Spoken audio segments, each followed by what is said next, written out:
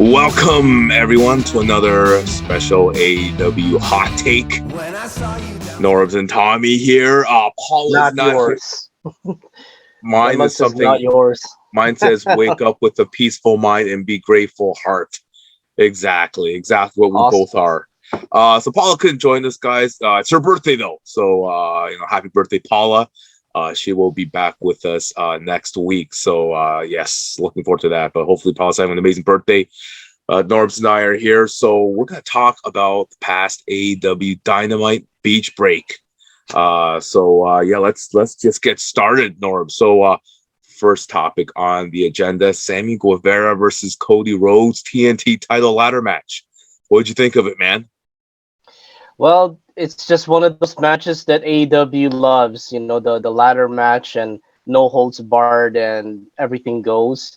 I really was this match was like really exciting to me. Sammy Guevara, Cody Rhodes, battling for the undisputed TNT Championship. As you know, Cody Rhodes is was the champion going into the match, and Sammy Guevara was the interim champion while Cody was out with COVID. So they had a undisputed championship match tilt, and this was not a very disappointing match at all. It was one for the record books. It's probably a match of the year candidate for me. Not the fans just didn't really disappoint at all. They were excited for this one. It was a back and forth tilt. Sammy Guevara with his aerial maneuvers as you watched in the match, and ended up winning the title. And it was exciting, rather exciting. One for the record books for sure. I would like to take it back, Norbz, because I said last time it was a bland topic between these two guys 2 weeks ago. What an exciting match it was. Probably one of the best I've seen this year in AEW. Like you said before, Sammy Guevara, high flyer. Cody Rhodes had some high flying moves himself. He's not old yet, right? So he's still young, can still wrestle too. But man, that ladder match, these were moves that you can literally hurt yourself in real life, and they were doing it back and forth on top of the ladder. Guevara jumping on one ladder and jumping again, and just DDTing Cody Rhodes, and then Cody Rhodes doing a spin breaker also from the top of the ladder. It was just, these are moves that could hurt you. And they put their life on the line to give the fans of AEW a show at Beach Break. Kudos to both of them. No one's the real loser. But in the end, Sammy Guevara went on top. I hope a match like that happens again. If it's between Guevara and Rhodes or more wrestlers, because that was just, what a way to kick off Beach Break, right? So kudos to them. Cody Rhodes, I saw him in the post afterwards. He was stating that, what a class act. He wasn't down on himself. He said he wouldn't want any other man to have a TNT title than Sammy Guevara, who Cody Rhodes mentored and brought into AEW, he was saying. So kudos to a class act by Cody Rhodes. And yeah, hats off to Sammy too. It was a great match. So yeah. All right. Topic number 2, my favorite for this episode, MJF CM Punk incident. Norbz, what did you think of that one? As far as I can see, I think this feud is reaching a fever pitch to me. They were in Cleveland on Dynamite, and as you know, whenever MJF comes out of the locker room and goes into the ring, he just gives the city that he's at a mouthful, and it wasn't a surprise for MJF to make fun of Cleveland in Beach Break, because MJF better go hide somewhere. Yeah, exactly. MJF CM Punk just continued on their beautiful mic work, their beautiful mastery of the promos, and MJF finally announced that he's gonna be facing CM Punk next week on Dynamite, and it's going to be in Chicago next week because of CM Punk is from Chicago. So The most anticipated match has finally come. MJF no longer hiding from his allies. So, yes, this match is gonna take place, and basically after MJF does his promo, he Sean Spears and Wardlow comes out and attacks CM Punk. So, yes, this promo is reaching the fever pitch, and who knows, like it could continue on after Dynamite next week. This feud is just great. Absolutely. This is the most entertaining feud I've seen probably in AEW history. The great CM Punk and the great MJF just going at the mic, guys. MJF, man, he's just entertaining as usual, knocking the city of Cleveland. But I'd seriously ask for security. Like, he goes to every city and does this. I mean, I don't want him to get harmed, right? Because he's so great at the mic and playing such a great heel for AEW that I don't want to get bodily harmed by a fan. But yeah, it was just epic again with those two. I'm so glad AEW has not finished that rivalry yet. So I hope they keep that going. Yeah, it's going to be in Chicago. But will MJF actually come through with his promise? And I don't know. I'm kind of iffy, Norbs, because he's always been avoiding CM Punk, and CM Punk always has wanted to fight him for months, and now he's saying, all right, we'll do it in Chicago. But I don't know. MJF always has something up his sleeve, so I don't know if he's going to go with his word and say, yeah, I'm going to fight CM Punk. Like, I think he's got something up his sleeve, Norbs. Maybe a handicap match he'll do on CM Punk, a 3-on-1. Like, I don't know. Something's off with this. But yeah, it's going to be something else, and you guys, all the viewers, should not miss that one. CM Punk and MJF. It's going to be a great one. But yeah, it's right. I just the way that ended though, like, I mean, it's the same thing. Like, I knew it would end where MJF just got his Pinnacle crew to take care of CM Punk, right? So that was MJF's always one step ahead of everyone else, right? But I don't know. Something's up. Hopefully, CM Punk has some backup this time, because he can't take on the whole Pinnacle, right? So, Warlord himself on his own, like, CM Punk's got a problem with. So, like, I mean, he hopefully have some backup in Chicago coming up next week. All right, guys. So we are gonna go with the final topic, and the final topic is, of course, the main event at Beach Break, baby, Adam Cole versus Orange Cassidy, Mr. Cool. So, Norbs, what'd you think of that main event at Beach Break? It was a good match. AEW once again promoting the lights out match situation, non-sanctioned.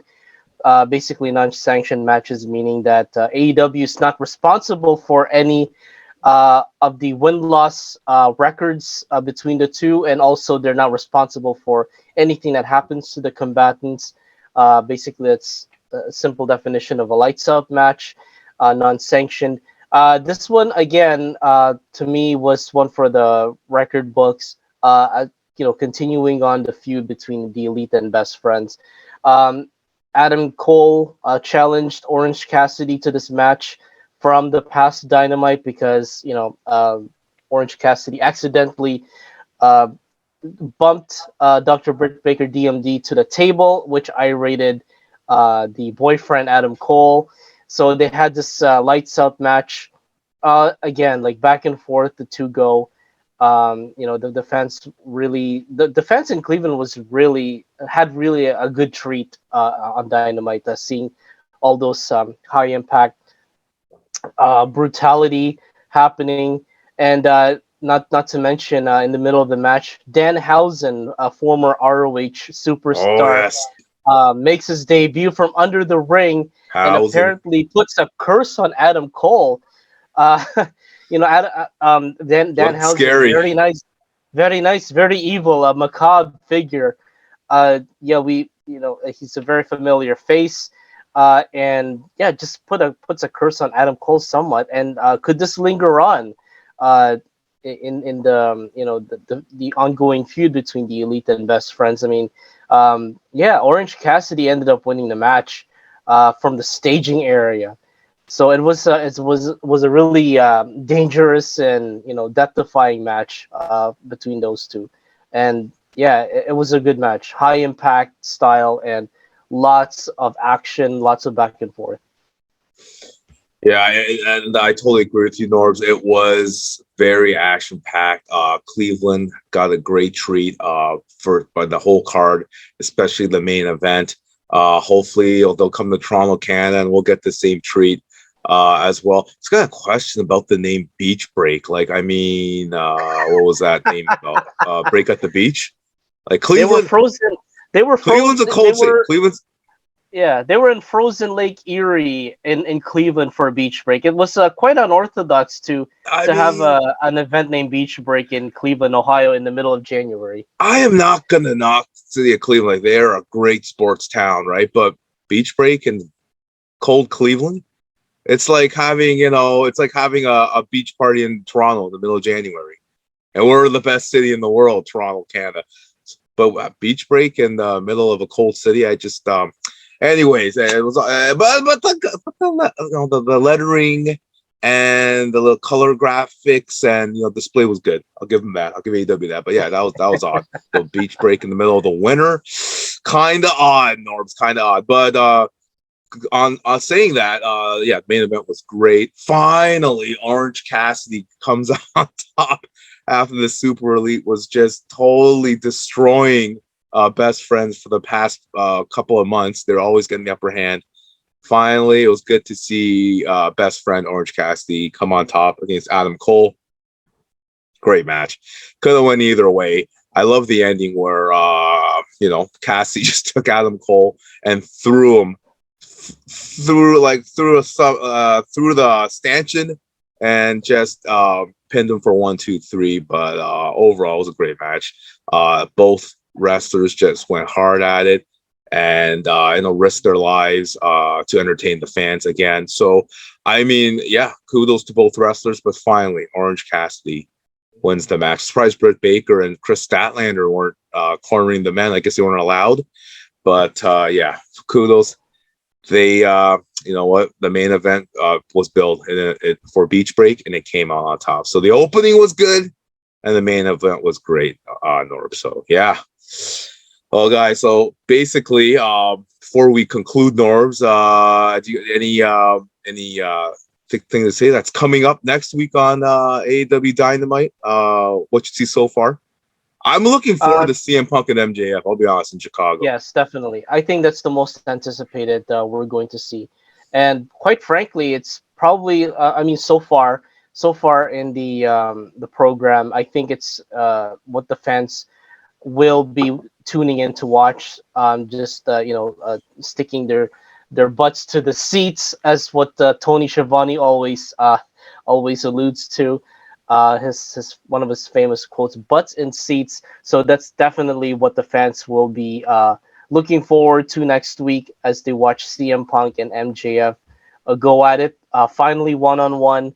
Who knows? There could be a lot of interferences in this match because it's so far it's a one-on-one match. It's not like a stipulation based match like a steel cage or no holds barred or whatever, or the Pinnacle barred from ringside. So yeah, it's going to be a barn burner again in Chicago, CM Punk's hometown, and where MJF completely mouthed off the fans before. So yes, I'm highly anticipated. So we'll definitely see how it goes. Absolutely. I think it's going to be a great match. Hopefully MJF won't pull a stunt where I have a feeling he will, because he's always smart and ahead of the game, Norris. But hopefully it'll just be one-on-one and in CM Punk's hometown, Chicago. So I'm thinking, Norbs, you can get your credit card out and pay for me and Paula to go to Chicago next week for Dynamite Live, and we can see the match. And it's a win-win for everybody, right? You just pay for the trip next week for us to Chicago. Oh, well, absolutely, and you cover for the PCR tests as we go along into this journey. How much for the PCR tests? How much are I'm those? not sure. Are they like hundreds of dollars or? Yeah, I think if you take it from overseas, it costs a lot. All right, I'll get my brother's credit card on that one. So it's a win-win for me. I use my brother's credit card for the PCR.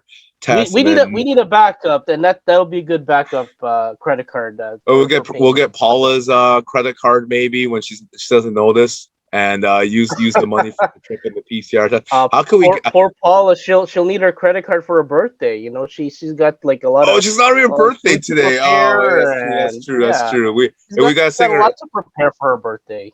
We gotta sing her happy birthday next show, Norbs. You know, we gotta do it, man. We gotta do it. You know, although her birthday's today, we got definitely sing her happy birthday next week. But all right, okay. So I'll get the credit card from you and my brother and Paula, and then it's a win-win. And we'll travel next week to Chicago. Deal. But anyways, guys, Deal. It's thanks for joining Norbs and I for special AEW Hot Take, and stay tuned for more episodes of Tea Time with Tommy Pro Wrestling Podcast. This is Tommy, that's Norbs, signing out. Hey everyone, it's Brittany from Tea Time with Tommy, and don't forget to catch Tea Time with Tommy and click the subscribe button on Twitter, Facebook, Instagram, TikTok, and Spotify. And if you don't click the subscribe button, Tommy will be a very, very, very cranky old man. So let's not have that. So make sure you click the like and subscribe button.